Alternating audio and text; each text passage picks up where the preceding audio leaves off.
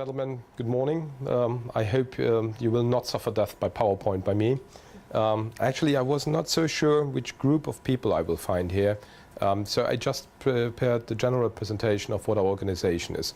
I tried to stress those things relevant for ICT during my talk. If you have any questions, interrupt me anytime.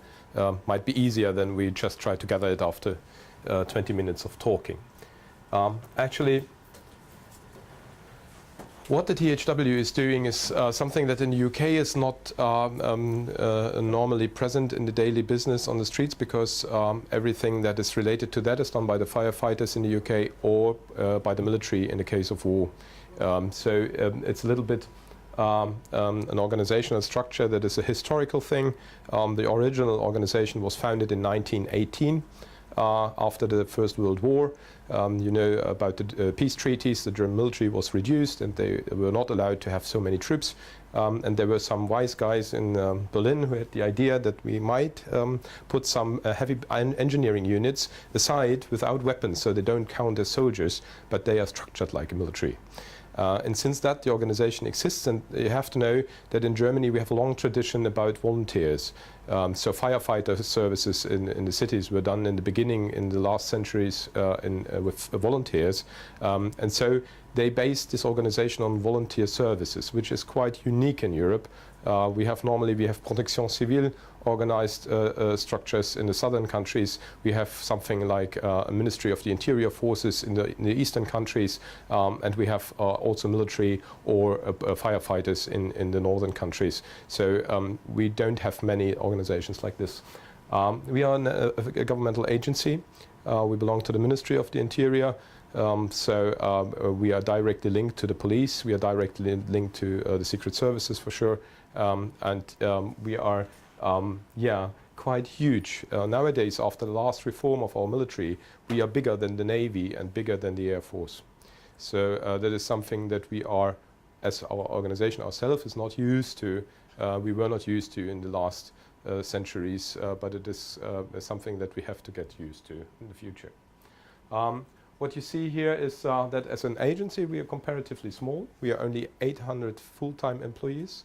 That means 99% of our personnel are volunteers.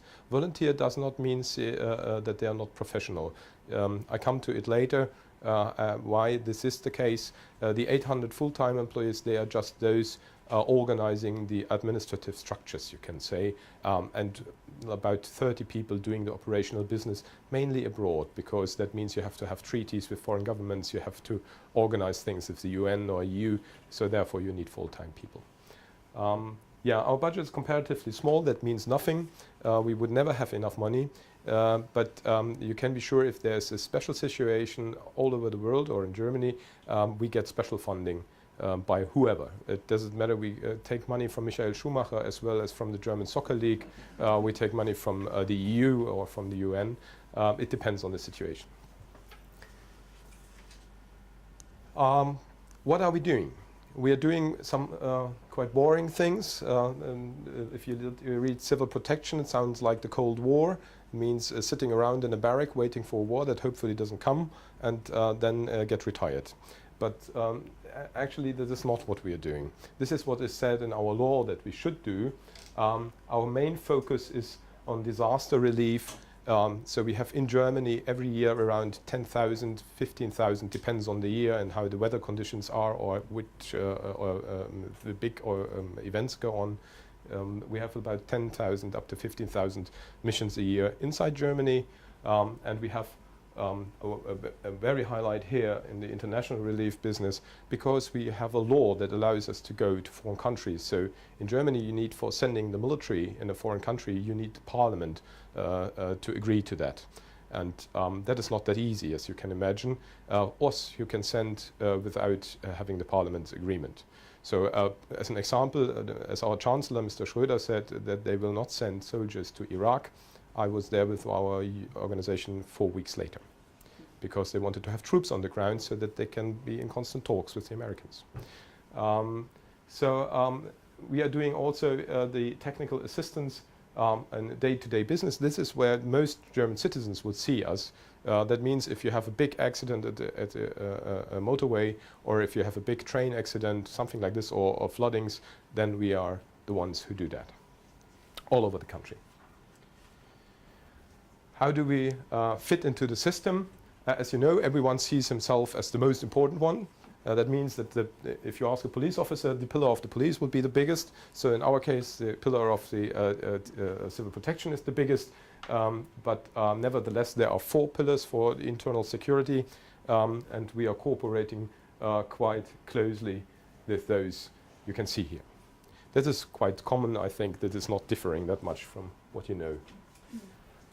Yeah, where are we? We are all over the country, and as you can see here, our basic units, which are the little blue dots, are spread all over the country, literally, and nearly 700 bases all over the country.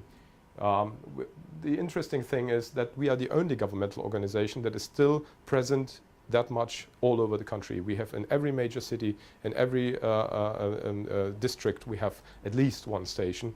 The federal police or the military, they are far, far away from that. So we are the only ones that the normal population see in the day-to-day work on the street. So what might be interesting for those of you coming from the academic part is that we have our own schools. We are training ourselves and others. We are training UN, for example, UNHCR or WFP. We are training EU experts or NATO. Those schools are located in the city of Bremen and in the city of Stuttgart. So you have also a nice countryside, which can show totally different areas of Germany. And we have own logistical centers, one for national things and one for the international thing. The international logistical center is located in an area which you assume to be near Frankfurt. We have a readiness date for our foreign country units of 6 hours after alerting to leave the country. So you have to be near the airport to get that done. We have a regional structure. I don't want to get into more details because that will be surely boring and not of much use for you. But it is a little bit organized like a pyramid, which makes sense, I think. Heiko, does that represent density of population as well?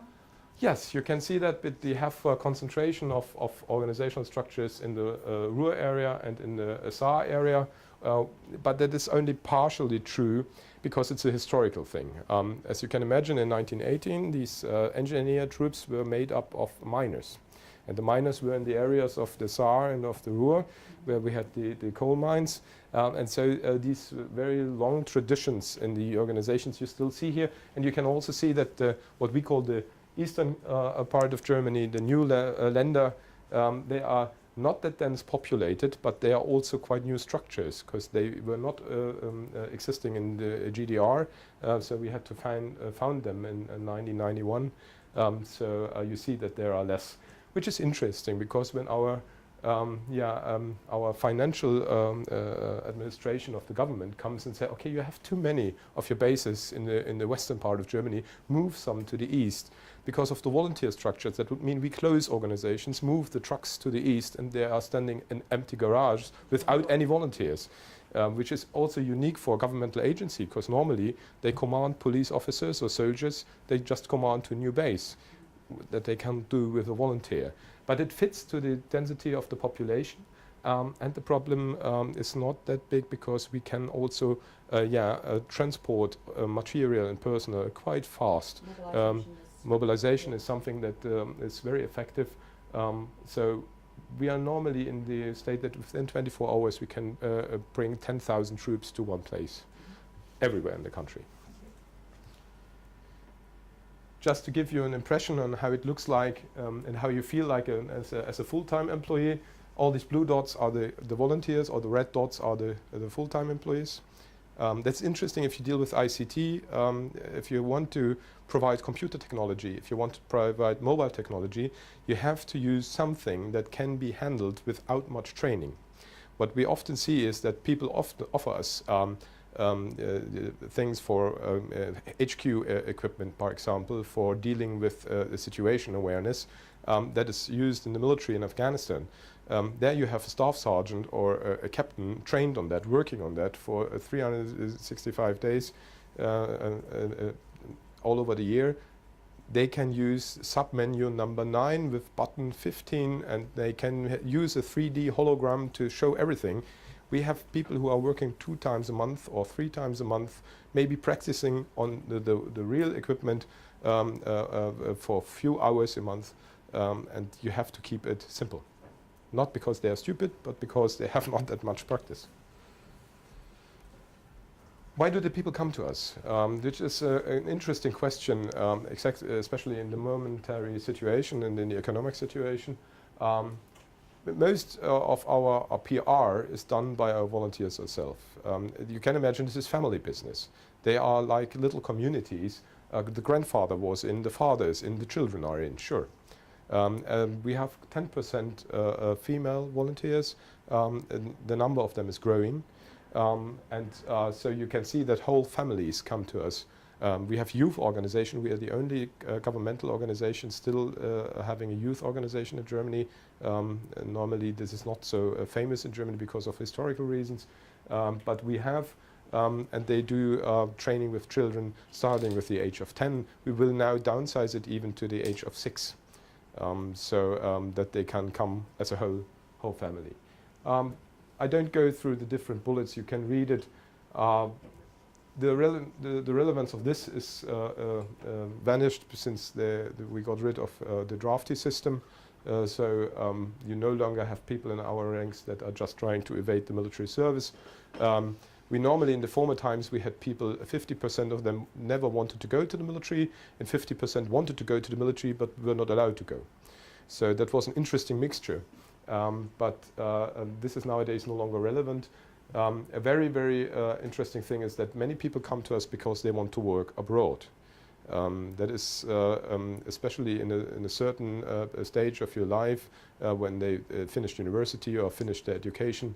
Before they found a family, they want to go 2 or 3 years abroad, and the THW is one of the organizations you can do that.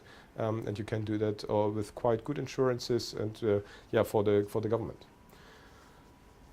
I don't go through the different points. You can read it yourself. I'm sure they will show you. They give you the presentation also afterwards.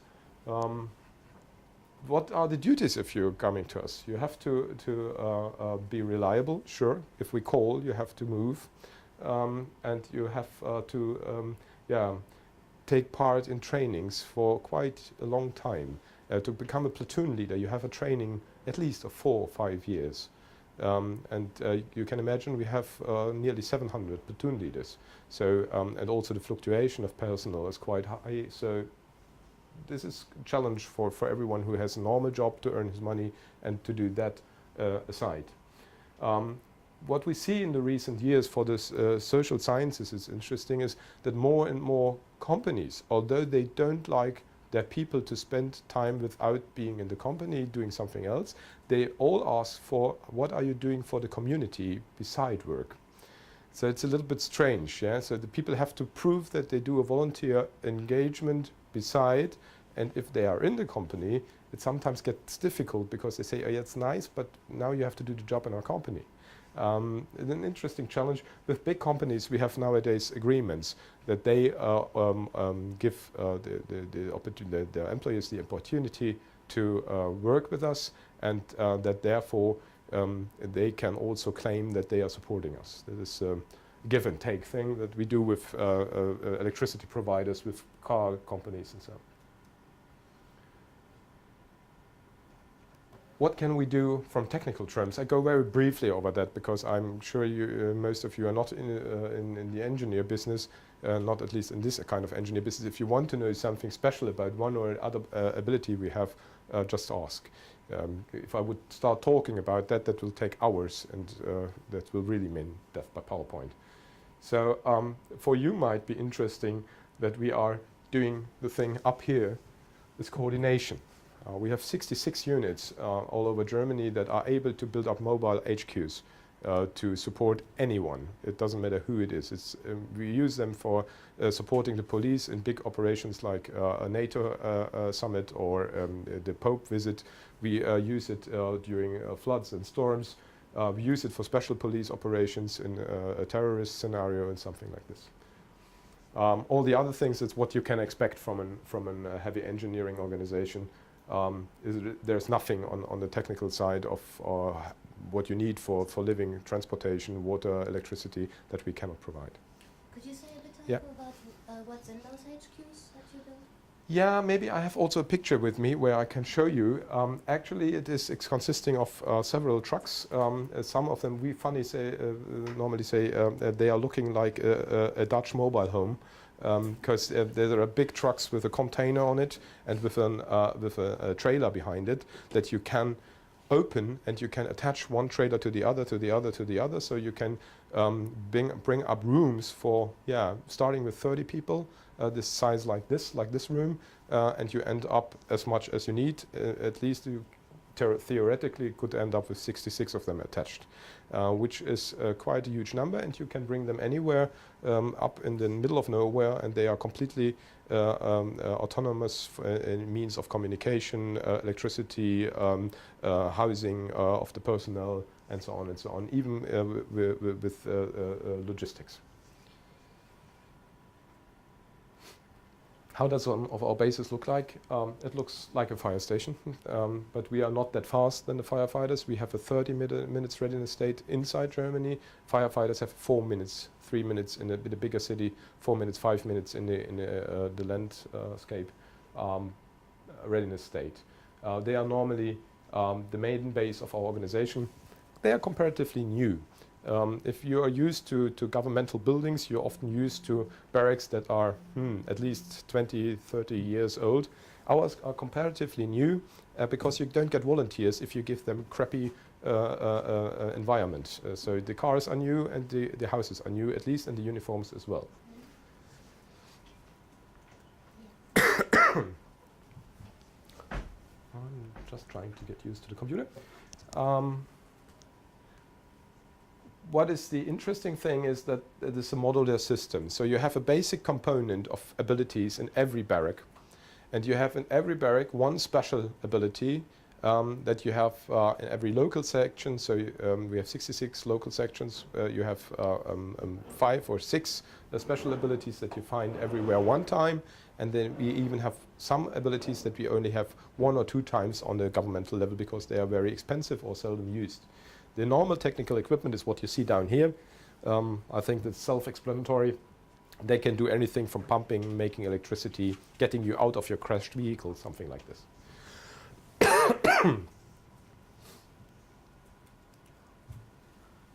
If you come to the next level, as I explained, what you have then only every 66 times over the country, you see it's a little bit more specialized. You have detection units for detecting people who are vanished or buried or something.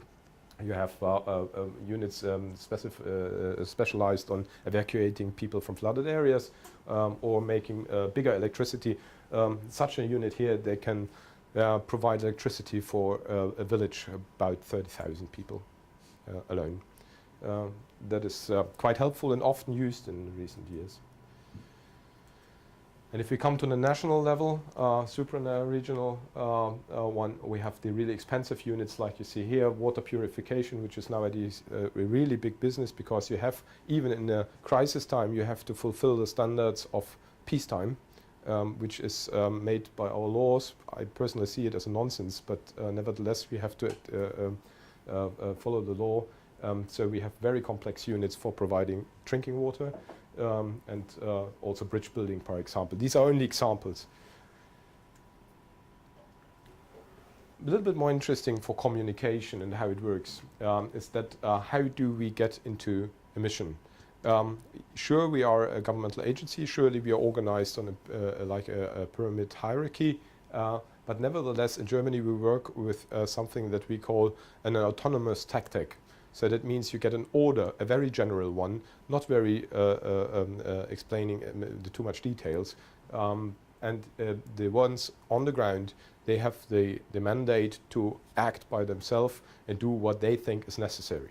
So normally what we have is that there is an incident, like a big train crash in Eschede years ago, or like a chemical plant blowing up or so.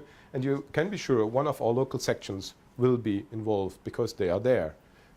If they see that they are no longer able to deal with it, they call the regional section and then go with some more abilities, and you can go up the ladder up to our headquarter where I come from, and we can in the end bring about 10,000 people and keep that up for 3 weeks, 4 weeks. So with the rotating system, there you see you need the 80,000 because of that.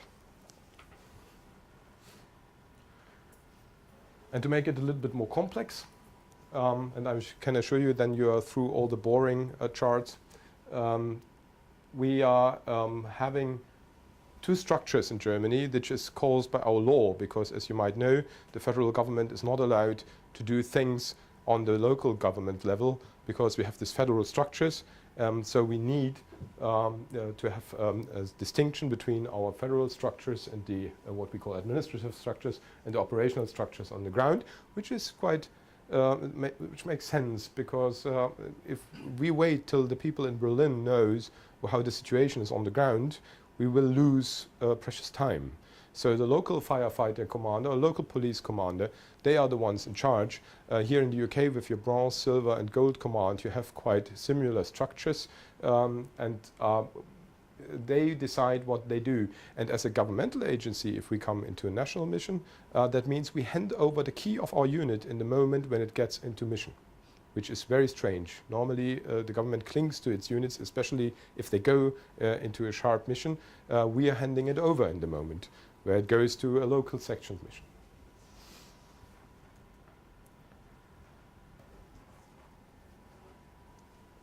As I heard, because of the bridge project, that you're more interested in what we do abroad in crisis areas, I brought you 3 units that we use in abroad missions. Here you see the oldest one. It's our rapid deployment unit for urban search and rescue. They are quite effective, and for a volunteer organization, it's interesting to see that you have this readiness state of 6 hours, which is quite fast. That has to do with the kind of scenarios we work in. If you want to go to Fukushima and you're not starting at least 6 hours after you got the alert, you don't need to start anymore, because 36 hours after the earthquake you don't need to search for people anymore, because mostly will be dead. When I had the call for Fukushima, I was standing in Heathrow at the airport together with a team of EU experts. We came from an exercise here in the UK, a watermark exercise, and we were exercising for 1 week with the UK colleagues what we do in a flooding. And then we were standing in the morning at 5 in the airport, and we saw on CNN the flood wave in live transmission going into Japan, and in the same moment our telephones went up, and you could see the French and the Danish and the Netherlands and the Germans all grabbing their telephones, and they started ba ba ba ba ba ba ba, because everyone knew that would be relevant for us. Our units in that time, they deployed within 6 hours. The ambassador, Japanese ambassador in Germany, asked after 4 hours for assistance, which is very seldom. Normally Japan never asks for help, like Turkey. They are, for cultural reasons, for inner political reasons, are not asking for any help. In this time they did, which gave a good first impression on how their own assessment of the situation was. We normally have the problem that we are faster than the world is, because if you go to Haiti, we had our units deployed to Florida or to the Dominican Republic because we were not cleared to get into the destroyed city of Port-au-Prince, because the American military was not opening the airspace. So, but nevertheless, we always try to bring our people in position as fast as ever possible. They are, as a UN trained, I don't go into these details, these are classical technical terms. If you're interested in what that means, you can ask me anytime. Something that becomes more and more important is what we have as a rapid deployment unit for airport support, because logistics is everything nowadays. In former times, we had even bases in Nairobi or in Somalia, because we knew we would never be able to bring the material we need in time to a refugee crisis, into an earthquake, into a war. nowadays no one can afford to keep up these bases because they are pretty expensive, and you can be sure whatever you store there, that will be not the one fitting for the crisis that you run into. So nowadays everything is brought from the home countries of the sending nations. UK, by the way, is famous for sending mineral water all over the world with Lucians or with galaxies. We are having an own unit that is only specialized for coordinating these logistical things on the ground. And there you see the advantage of a volunteer system. We have volunteers who are experts, because they do in our volunteer service what they do in their normal job. And you will find out very fast that the people in this unit are all working in the airport in Frankfurt, the airport in Hamburg, the airport in Munich. And they are customer specialists, they are flight logistic experts, and they do just what they do in their normal job. They just switch the jacket from airport Frankfurt to THW, and we have an own storage facility at the airport in Frankfurt that is reserved for us so that we can bring all our stuff in that's already packed to fit into the airplanes. We have treaties with the air transport companies, even with Ukrainian ones, as you can see here on the picture, or with Russian ones, with Lufthansa, with Alitalia, with everyone, so that they guarantee us that if we call, they just give us an opportunity, even if that means that they have to kick someone out of the planes. Otherwise, you could not work in a tsunami or in a real fast situation. Yeah, that is quite new. You can imagine that they have to be able to link to every kind of ICT you find all over the world, because they do that also on remote places, not only in Germany. They do that also in Medan in Indonesia. They do that also in Kabul or in Termish or wherever. This is the unit our politicians like most, because in a rapid deployment unit for earthquakes, you only can dig out people. If you're lucky, they are alive, but for sure they don't look good. In a logistical unit, you can move things, and planes are starting, which looks like planes are starting. Here you have what you see on the right, smiling children guaranteed. Because these units take care about those people who survived the disaster in the first step and are now in a refugee camp without all the things you need for living. And you send these units there, and they guarantee you smiling children drinking water. So these units are very in favor of our political leaders. The problem with these units is, if you send them, you can assume that they will have to stay for at least half a year. You more likely expect them to stay for 2 or 3 years. That in the most parts of the world means the time frame that you need to get things organized, to get the people out of the refugee camps, if you do ever. In Haiti, you have the problem that our refugee camps there are better than the living quarters of the people before the earthquake, so why should they leave the refugee camps? In the United States, after the storm Katrina, you had the problem, it is for an industrialized country, not so nice to have such basic things be brought in from another country, because that means that you're not able to do the things yourself. So you could imagine that they did everything to get very, very fast rid of these units. Yeah, that's good, because we have much too less of them for all the situations where they might need them. For the training purposes, we have own schools. As I said, we have one doing the practical training, like a military training camp, where you learn to build bridges, where you learn to purify water, where you learn to find out if a house is stable or not after an explosion or so. And we have another training center which is more interesting for your professions, where we train our leadership personnel, our international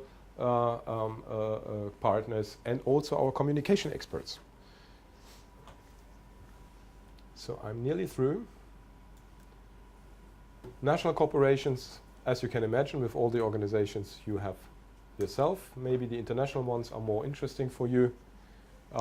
As you can see, and as you surely have expected, UN is much in favor. I myself was logistical coordinator for the UN in the last Lebanon war in Syria and in Beirut. We have a standing cooperation with those colleagues.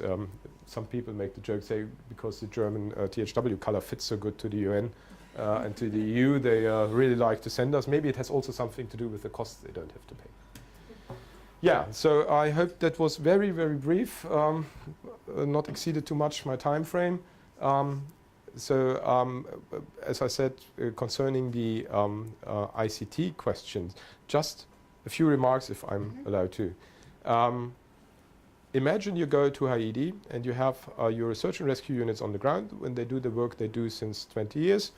And then the local people come up to you with a smartphone in the hand and say, listen, my brother is buried 5 blocks away in the basement of this and that building. He just Twittered that. Or he just posted that on Facebook. Or he just mailed me. Or he sent me an SMS. What do? You can go on with your pattern like you do in the UN, like all the others beside you, the Israeli, the Americans, and everyone else is doing. Or you follow this person. But that means breaking the rules in what you do. So we are confronted nowadays with a very strange situation. You come even to developing countries, there nothing is working, not the electricity, not the traffic, nothing, but the mobile phone network is working. And even in Liberia, everyone had at least one mobile phone. You will find out most of them have 2, because there are 2 major companies, and for the one thing, the one is cheaper, and for the other thing, the other is cheaper. That is very strange. For us, that means we have to adopt our tactics. We have to adopt our way of dealing with the situation, because you can never argue to the media that you are not looking for a person which Twittered that she's alive or he's alive and buried here and there, and you just follow your pattern and they will die. But you can also not argue that all those people who don't have a functioning mobile phone with them get killed because no one will look for them. So what do? Another example, if you go to Fukushima and you had in Germany a huge discussion about nuclear dangers, because it was a very en vogue topic in the German society, if whether or not we stay in nuclear power, and then the catastrophe occurred. So in the German media went crazy about that topic. And I had 30 volunteers standing in Fukushima, having all a mobile phone or a smartphone, getting mails or calls by their mothers, their wives, their sisters, whoever, telling them, my dear, you are dead, and they don't dare to tell you.